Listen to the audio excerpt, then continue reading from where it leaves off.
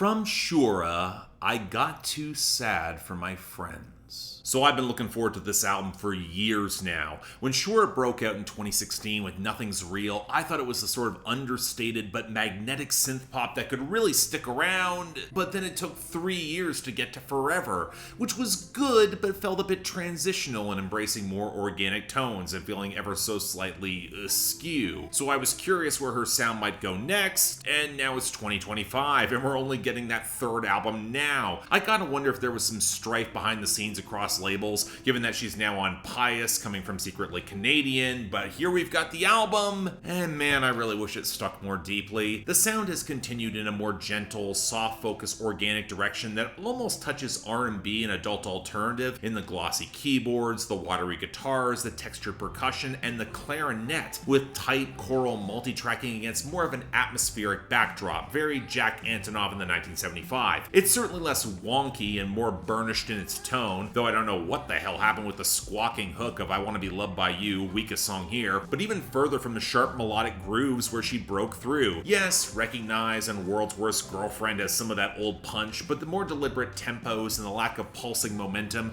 can leave the project a bit meandering on its back half. But on some level that makes sense. Shura wrote this album amidst lockdown, which only exacerbated existing feelings and depression, where her own catastrophizing and melancholy echoes a larger world, and she found herself driving away the folks that she cares about. So the juxtaposition with more vocals and guest stars like Cassandra Jenkins, Helado Negro, and Becca Mancari doesn't just accentuate the communal experience of processing all these feelings, we're all in this together, but also that she wasn't so successful in driving some people away after all. A welcome note of levity that allows for a weary smile, understated dark humor at the expense of possible death, and a bit of homespun intimacy as she tries to push back those little voices in her head. And yet I can't always say the lyricism rises to the occasion. Embracing more deliberate, folk and baroque pop adjacent wallow will naturally draw more attention to the writing in comparison with going pure synth pop, and while Shura's plain-spoken style accentuates how rough it can get, with enough dry humor to temper the darkness or immaturity,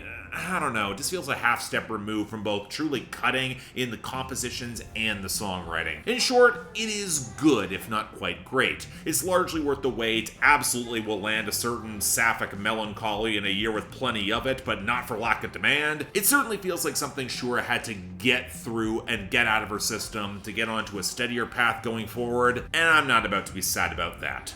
Check it out.